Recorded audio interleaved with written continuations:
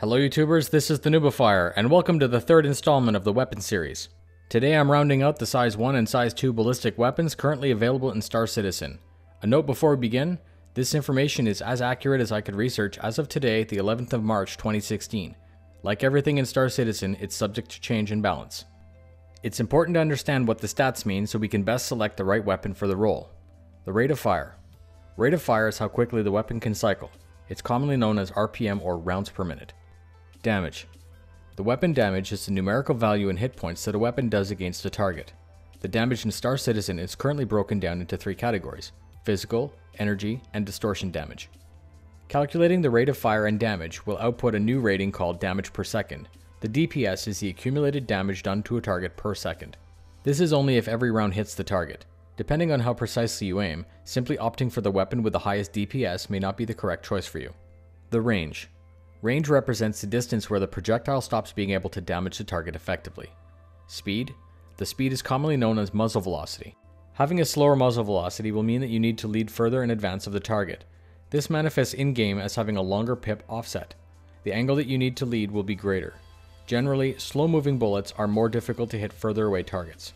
Selecting the right weapons for the task is important, but you also have to take into consideration your personal skill and the limitations of the craft you plan on piloting. Welcome to your small-size ballistic weapons.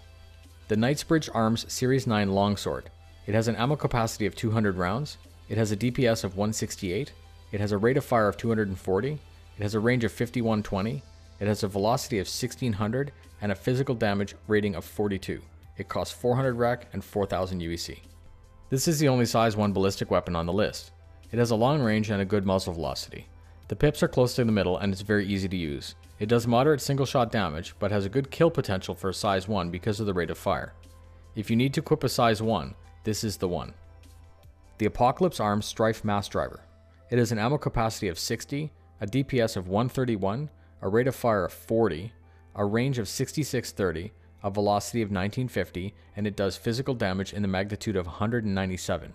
It costs 1000 REC and costs 10,000 UEC. The Strife is a size 2 weapon. It fires at very long range with very high velocity. It does great damage but is severely limited by the ammo capacity. You need to pick and choose those targets and you have to hit all the time. Overall it's a good weapon, but it's not my choice in PvP. The ammo count makes it just too difficult. It would be very good against a large target and even from a great range. The Bearing SW16BR2 Sawbuck. It has an ammo capacity of 240, it does a DPS of 180, it has a rate of fire of 180, it has a range of 5265, it has a velocity of 1170, and does physical damage in the order of 60. It costs 1000 REC and 10,000 UEC. The weapon has an interesting 3-barrel design. It does good damage but is also limited by ammo.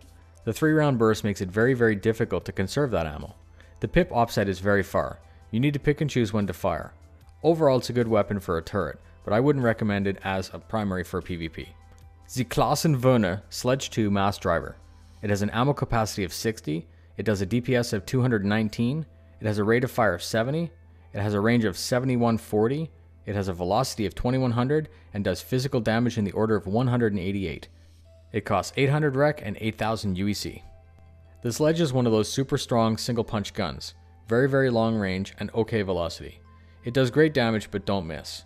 It has very limited ammo and overheats almost instantly. You need to pick and choose when to shoot. Close is effective, far is not ideal. And last but not least, the Gallinson Tactical 870 Mark II. It has an ammo capacity of 300, it does a DPS of 266, it has a rate of fire of 160, it has a range of 5662, and a velocity of 1510. It does physical damage in the order of 100, it costs 900 REC and 9000 UEC. What can I say? It's popular for a reason. Good ammo, good rate of fire, good velocity, easy to use. So here are some final recommendations. The Longsword is literally a pleasure. The Longsword, in spite of being only size 1, is an effective weapon. It's easy to use because it has a great rate of fire and velocity. The pip is close and predictable, and it's easy to get a beat on the enemy. I don't think the Sawbuck should ever be mounted as a primary weapon. It has a 3-round burst which makes it very difficult to conserve ammo. Even though it does do good damage, the pip lead offset is quite far. I'd personally keep these on the turret. The Sledge 2 is like the ballistic version of the NN line of energy weapons. Slow firing weapons that should be used on an unsuspecting target. Good damage, limited ammo, and extremely quick to overheat. Get in and get out. Not a good idea in Battle Royale. The gun literally stops shooting after 3 shots.